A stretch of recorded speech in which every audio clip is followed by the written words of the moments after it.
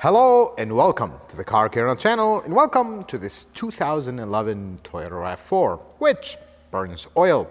Seems like this is becoming a little bit of a thing with the 2-way RFE, so let us investigate this one, see why it is burning oil. And by investigate, I mean let's pull this car on the lift, let's remove the engine, let's tear it apart, and we'll find out why this one is burning oil.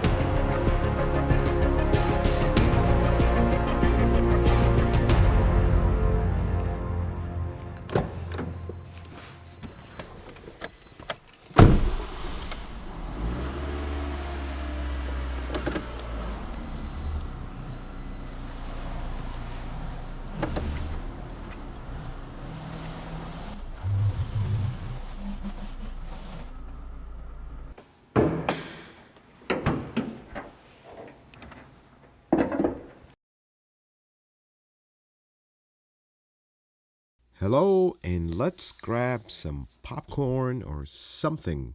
If you want to upgrade from popcorn or snacks, please leave your comments, so the next video like this, we will mention that. So this 2011 Toyota RAV4 initially came to the shop for two things. Coolant leak, which was a radiator hose that has a plastic piece in it, very common on this generation RAV4, and then the mysterious oil leak. And this is something apparently the customer had another mechanic look at it, and they told him they have an oil leak from the intake manifold. Last time I checked, intake manifolds don't have oil running through them. So here's what happens with the 2AR when it starts, for lack of a better word, hemorrhaging oil or consuming oil. There's so much blow-by that you have just an impressive amount of oil sitting in the intake manifold. So what ends up happening is the gasket gets older and older, and it just literally starts leaking oil. And you see like a large amount of oil at the bottom of the intake manifold.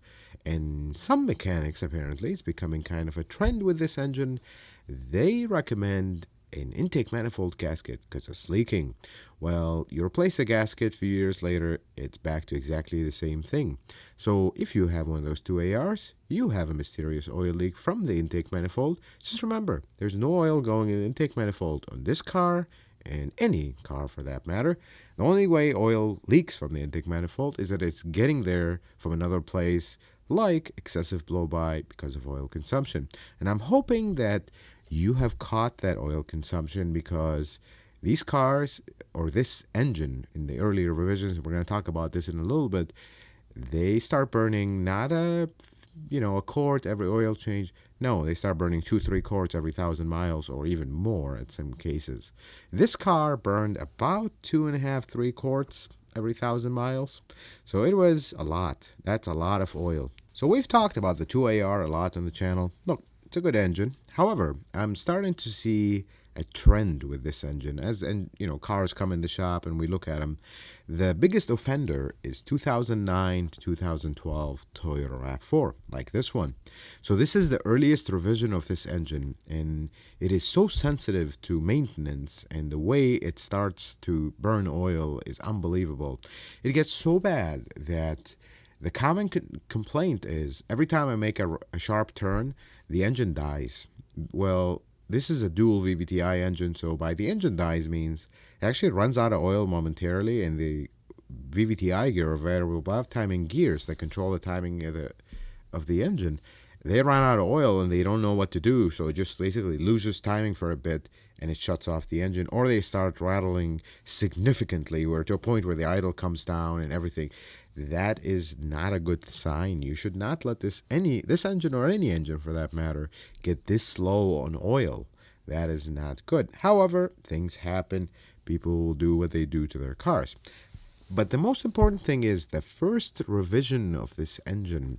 And if you go back to the days where our channel started, back in 2020, height of the pandemic, when I started posting videos, the second video on a Camry that we talked about, I warned you about the 2AR in that car. Many people commented. Of course, the channel was new, and really we couldn't reach enough people to warn them about this. But those that watched this, some of them took it well. Well, okay, this engine burns oil, let's be careful. Some people said, no, it doesn't. And let's explain on that, because I warned you about the 2AR, the early revision. Here are the cars that are early revision 2AR, at least in the US market. 2009 to 2011 Toyota Camry with a 4-cylinder, 2009 to 2012 Toyota RAV4. Those are the engines that I almost see weekly come in, same concern. I have an oil leak from the intake manifold. That's why my car is burning oil.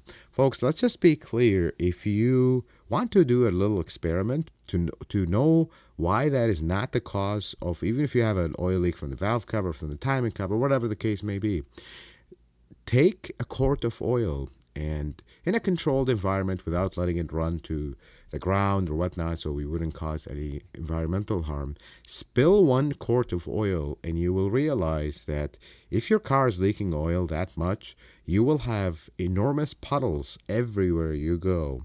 You're not going to leak 2-3 quarts in 1,000 miles. I see this all the time. People have a little valve cover gasket leak and they come in expecting, well, we're going to fix the valve cover leak and then it's going to stop using this much oil because we had a leak. That is not the case. Never is the case. If your car leaks 2-3 quarts in 1,000 miles, it will be first covered in oil from top to bottom, from front to back. Second, wherever you park it, there will be massive puddles. That's when cars start getting low on oil. So the first revision of this engine is extremely sensitive, and I'm up to a point where I would caution you when you go buy a used one.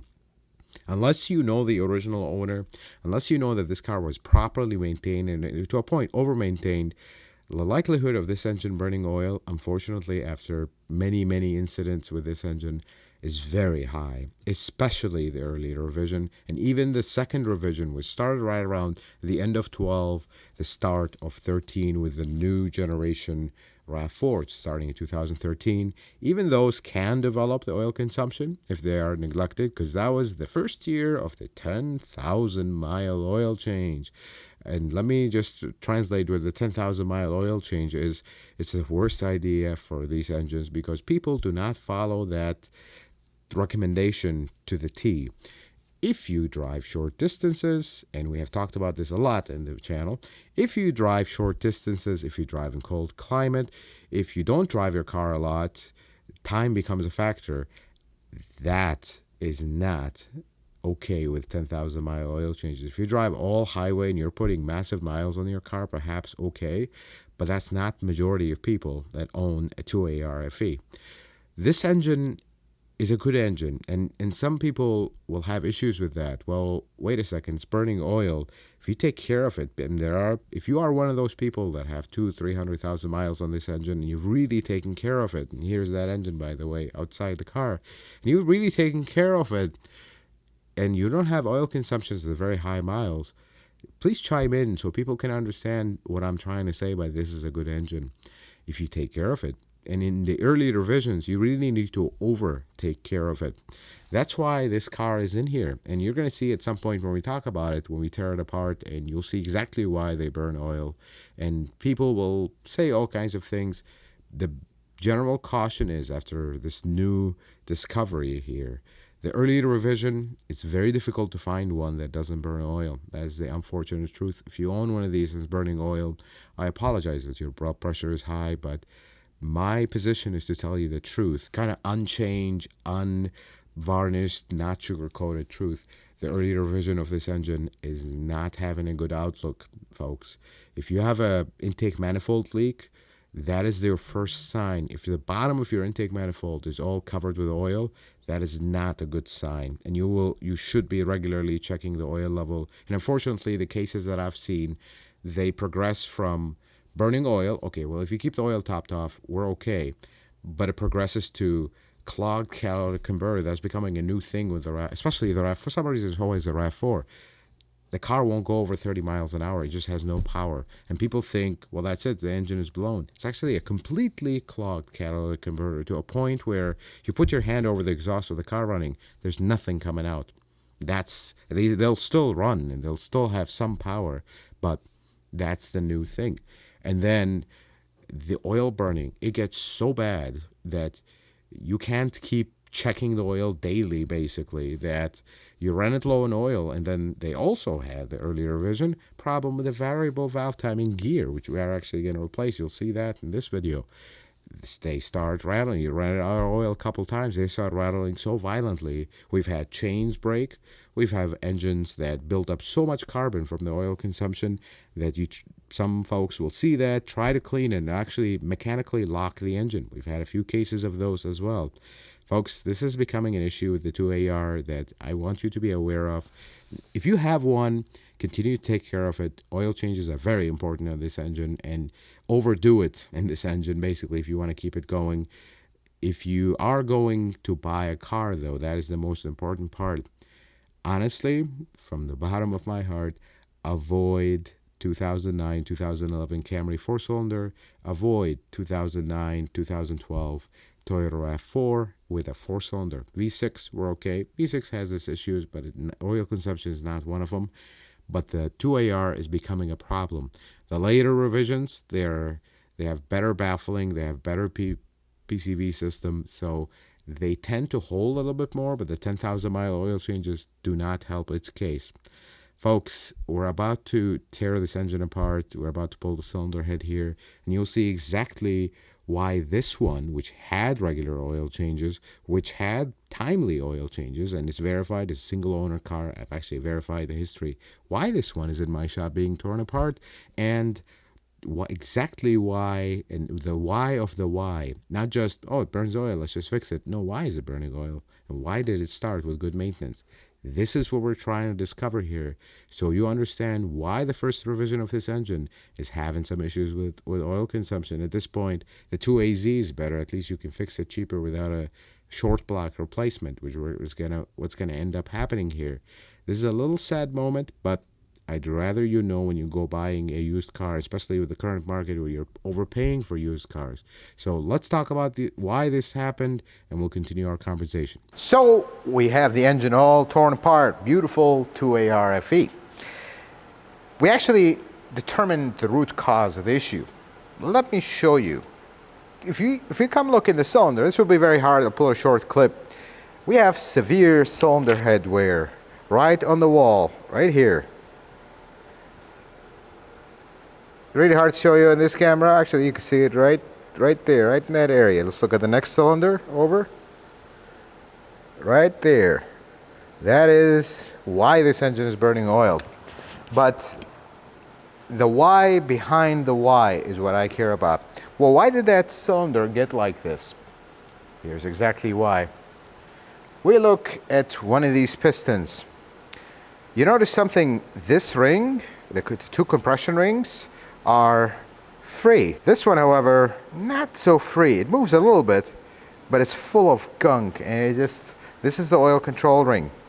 Folks, the only reason this is like that is contamination. Now, contamination could come from many things. Oil change, 10,000-mile oil changes, we'll do that over time. Bad oil practices, basically, we did an oil change every 3,000 miles, but it was every 3 years. That will happen. Or, what I suspect was the case with this one, because the owner was very adamant. I mean, this car has 140-something thousand miles. They changed the oil every 5,000 miles, 6 months. But what kind of oil did you use? Because if we come look here, and this is where I have my suspicions. Look at this very interesting looking varnish here. Something, it just doesn't look right. Like, you look all over here, there's all this varnish. It just has a strange appearance to it. I can't really say that I've seen this a lot in other engines, so that begs the question, what really happened here? Did we use some bad oil? Unknown at this point. And the surprise is the chain. I mean, this car only has 140,000 miles. This chain is done. You see the paint marks? They're all faded.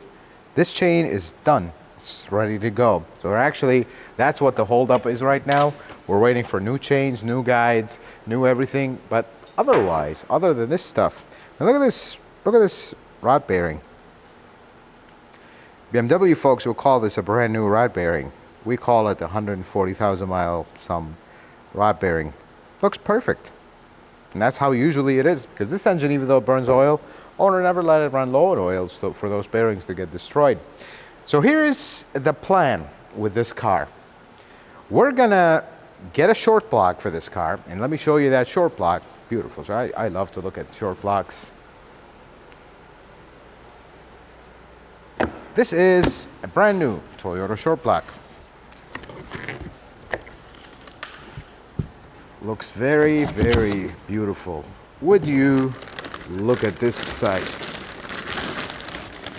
And the idea here is these short blocks, the prices have been up, down, up, down. They're kind of all over the place.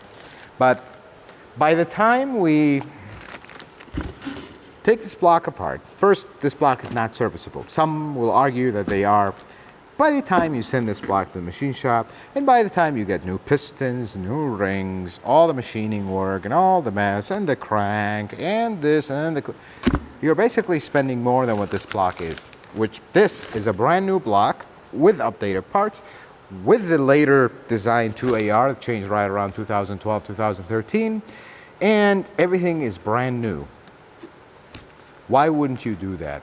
Unfortunately, these are the times that we're in. Labor costs are so high that you can't really, good machine shops are expensive, and power to them for being expensive because their job is not easy. So we end up having to do this. That's the reality. But then we look at the other part of this engine that is not getting replaced, the cylinder head.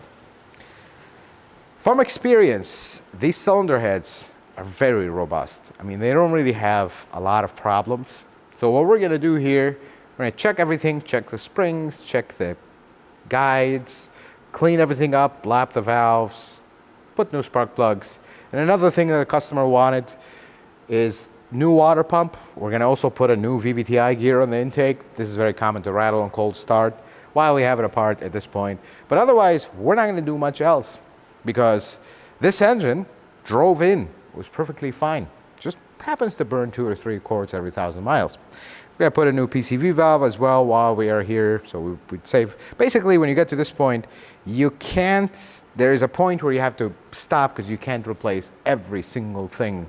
It just becomes counterproductive, and now we're spending more than what the car is worth. This is the takeaway from this video, folks. Before we get back to assembling this engine and you hearing in this new engine run, change your oil on time. Don't rely on lab results and all that. Change your oil on time. And the more important thing is time also plays a factor, not just miles, and the quality of oil. Some people have been saying this. Change your oil every 3,000 miles. Doesn't matter what brand of oil. It does matter. Don't buy the most expensive premium brand of oil, but buy decent oil. Known brand. Doesn't have to be expensive. There's a lot of good oils out there that are not expensive, and that's what you want to use. But the most important thing is you don't have to change the oil yourself. You don't have to be that DIY mechanic that knows everything about your car. You just have to know a few things about your car so you can take care of it. You just need to be involved in understanding how your early maintenance habits in the life of the car will translate on the later, kind of toward the end of life. Although this is not the end of life for this RAV4. That's why we're doing this, because otherwise this car is in beautiful shape. It's actually an almost rust-free car. We had absolutely no accidents removing this engine. We only had one connector that broke. We're gonna replace it. It's a $10 connector. It was pretty brittle. By the time we pulled it out, it just came disintegrated. That's about it. So we're gonna put you back on the time lapse. We're gonna pull this engine all back, put this engine all back together, put it back in the car, and then we'll catch you guys when it's time to start it for the first time. So let's talk about some costs and some general advice on this engine. First, let's start with the cost of this job. You're halfway through the job. We're about to bring the beautiful new short block in and start assembling the whole engine. So this job, and make sure you are seated for this one because short block prices are starting to go up, you're talking about $7,388. Some people will say this is not worth it. Some people will say, but you know what? It is not your decision, nor is it my decision, should this be done or not. It is the owner's decision. Actually, this particular owner, and I want to share with you the story, how they came up to the decision. Initially, I told them, look, the car is not too far gone, if that would be the word to use here. It hardly has any rust on it. It was a Southern car. It is generally in good shape. The interior is clean, the body is clean, hasn't really been in accidents, hasn't been really, been to a Hacksmithville mechanic. So everything is original, everything is good. The transmission's been serviced. Otherwise, it drives perfectly fine. So this customer, I advise them to think about this, because this is a lot. The short block on the 2AR actually went up in price, went up significantly. It used to be a lot less. But they went probably 3-4 months before deciding, hey, let's get this done. I want to get it done because I've done all my research, and research is very important. Let me break down some of the prices down so you know where that number came from, and then we'll talk about some of the important things you need to consider if you're faced with this situation. So labor was right around 20 hours on this one. The short block itself was actually almost $3,000. Then we have a gasket kit for around $411. Intake variable valve timing gear, which we're going to replace here on in a bit when you start assembling, is right around $375. One of the chain guides is $9. Couple gallons of coolant, that's right around $55. I charge 10 quarts of oil because some oil gets used in assembly. We do a double oil change, so that comes up right around $65. Two A1 filters, that's right around $12. Sealer is $20. Some cleaner that we use to clean various engine parts, that's right around $25. Water pump was $117. Spark plugs were $45. PCV valve was $11. The timing chain, which we had to add later on in the job, was right around $269. One of the chain guides was $92. The other chain guide was $45. The chain tensioner was $40. Then the connector that broke in the process was right around $10. Oil filter housing was $57. So what I want you to take from this is something very important, because some people will jump in the comments right now, wait, why couldn't you put a used engine in this? It would have been a lot cheaper. You're robbing your customer, ABC. Well, here's the problem, and here's the general caution with this and the A2AZFE equally, the two oil-burning four-cylinder Toyota and Lexus engines. Well, if you put a used engine, you're going to be arriving at the exact same result, possibly immediately or possibly in a little bit of time, because this engine has this problem. And if you go putting a used engine in there, what guarantees you that you're not going to have exactly the same problem right away? So you putting a used engine in one of these cars is a problem. We've actually had a case where a customer had the oil burning. They put a used engine in the car, and then a month later it started burning again, and then you put another used engine under warranty, and then a few months later it started burning again. So this is the problem with this and the 2AZ equally. Do not put a used engine, because you will have the same thing. And this customer, I spoke with them a little bit. I asked them about what was their logic in spending over $7,000 on a 12-year-old car with 150-something thousand miles. And this is their logic. He was like, I have a new car for me. I want this car for my kid. I've owned this car since it was new, and I've got my money's worth out of it. So I need to buy a used car for my kid to learn how to drive and start driving around, going to school, whatnot. It's not going to be a long-term main car where it's the family car. So what am I going to buy them? Okay, I trade this car in, get whatever for it, and then what? But at least I know this car is rust-free. I know that I've maintained everything else in the car well. Transmission has been serviced. Car is clean inside and out, hasn't been in accidents, whatnot. His thought process was, I'm basically buying a used car for $7,000 at this point that doesn't burn oil and has some form of warranty on the engine, at least for 12,000 miles, 12 months. And everything else in the car is not rusty, and it's clean, and it doesn't have an unknown history.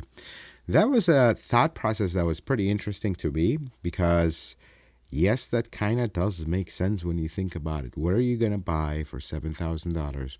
You're going to buy a car exactly the same, possibly more than that. These RAV4s still hold their value. You're going to buy a similar car with similar problems, with an engine that burns oil, possibly a lot, possibly less. unknown at that point. But at this point, with this repair, you know that this engine it's a brand new short block. It's not going to burn oil. Even if you neglect it again, it's going to take another 150,000 miles to get to this point. So that's pretty far.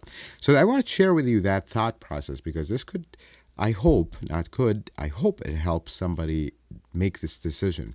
But the main thing is, and this is usually the case, I get a car that burns oil or needs major engine work like this.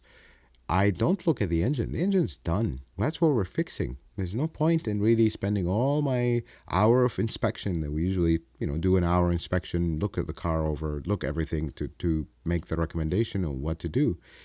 I spend most of that time looking at the rest of the car because the engine doesn't really matter anymore because we're taking care of it. Things like the transmission, and in the Midwest, in the Chicago area where I'm at, rust is a big issue. And if you're not in the Rust Belt area and you don't have rust problems, look at things like wire harness integrity. I mean, heat takes a toll on wiring, and wiring can get expensive as well. You want to go kind of move the harness, check connectors. Is everything falling apart from heat? That's the other thing you want to look at. Is the dash all cooked? Is the seat all crumpling from the heat? These are the things you want to look at if you don't have rust in your area. And that should be really the determining factor. Should I can put money into this car and keep going, or should I let go? And the other most important thing is the engine's getting taken care of. What about the transmission? Did you service it? If this is a WS transmission, was the fluid replaced every 60,000 miles, or are we at 12 years, 150,000 miles with original fluid? That will be a consideration, because if you're going to put money in this car, you got to have a solid plan. I'm going to keep this car X amount of time. I want it to last 5 more years, 10 more years, whatever the case may be. Is the rest of the car going to hold? Does this car have the suspension all falling apart? Brakes are all done. The interior is all shot. The radio doesn't work. And you have all kinds of gremlins. And the windshield is cracked. And this is how you start. And it needs tires. This is how you start to kind of add up. Wait a second. Are we going to do this engine and then keep going without other stuff that are needed? This is very important that you determine that, because this is not a simple job. And the other thing is, we'll have a hard time finding normal shops outside the dealership that will want to do work like this. And at the same time that I kind of cringe when I hear that, because automotive repair shops should repair anything that comes through their door, what they specialize in and whatnot. But many shop owners are shying away from work like this. And I kind of understand in a way. Our shop is unique. We only work on Toyota and Lexus, so we do everything to them. But shop that does everything else, having an engine replacement, first, they don't potentially not have the expertise in tearing an engine apart. They'll want to just do a used engine, kind of a big swap. We're not dealing with the internals. But the other thing is, jobs like this, almost to a point, paralyze a small shop. You have to tie up a lift for a long time. There's very high liability and very high risk. I mean, one thing goes south in this entire job, you're potentially redoing it again, and potentially you're now paying the $7,000 out of your own pocket because it's not the customer's fault. So it is very important that the person doing this job also is someone you trust, because jobs like this can go south. There's very high likelihood of things going south if you don't have the experience. Well, how do you get the experience? I spent a decade and a half working at a dealership, basically doing this day in and day out.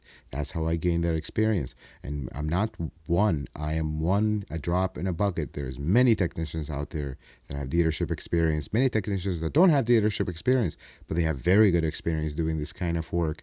So it is also important that not only do you save this car or you don't save it, it's important also that who is doing this job and what kind of warranty are they going to give me. And most shops will tend to want to just treat this as, oh, it's just another engine. Oh, you neglected it, whatever. Let's just put a used engine. You want to shy away from that, and this is important. Now, fortunately, with this job, like we talked about a little bit when we were looking into stuff, nothing really went south. The only surprise that we had, and here's another thing with engine work. Folks, You cannot anticipate what we're going to find else that the car needs once we tear it apart. For in the case of this particular job, we were not anticipating that the timing chain was going to need replacement, but hey, we're right there. Chain wear guides are worn. That means we have to put a chain, and you're not going to spend all this small fortune and then at the end cheap out on the chain. And if you know my shop, we are absolutely not doing aftermarket parts on a job like this. That's not going to happen. You go OEM parts, and that's very important in this case. Look, you want to go aftermarket shocks, you understand they're going to make noise and all that. That's fine. You want to go aftermarket brakes, you understand they're not going to last as long and potentially be noisy and whatnot, not fit right.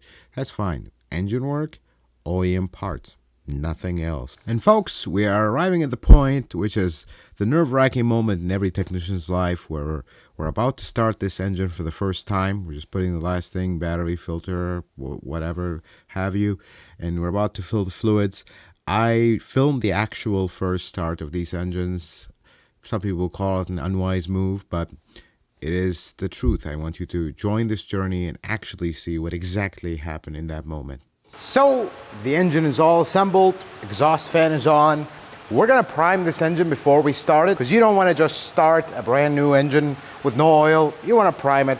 So I have the crank sensor disconnected. This will prevent the car from starting. Without further ado, let me go crank it until we build up oil pressure, and we'll see what happens.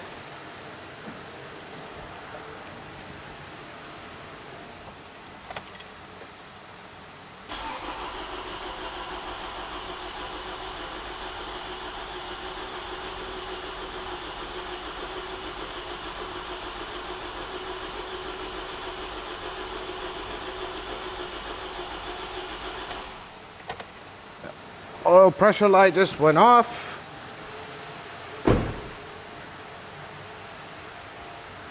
Let's plug in our crank position sensor. Wait.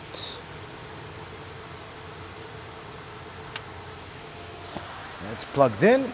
Now, let's start it.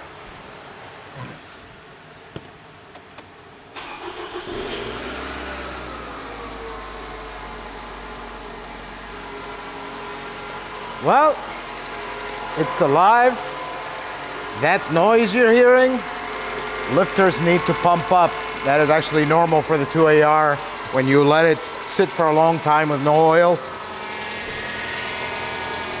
No leaks. It's running pretty good. It's that lifter noise. So if you're ever working on one of these engines and you hear that ticking after you've taken it apart, the first thing is you freak out. Ask me how I know that, because the first one I've done with these, my heart dropped to the floor. But that exact noise, that is lifter noise. So these lifters, even when you pump them up, they will sometimes do this to you. So what you do in this case, let the engine warm up, rev it at 2000 RPM and hold it at 2000 RPM. Once it's fully warmed up for like 2-3 minutes, they'll pump all the lifters up and that's it. They won't pump down anymore. This is super common. Engine's running good. Check engine light is on because we cranked it with the crank position sensor. And here's a little clip of that engine, same engine after we've done all that.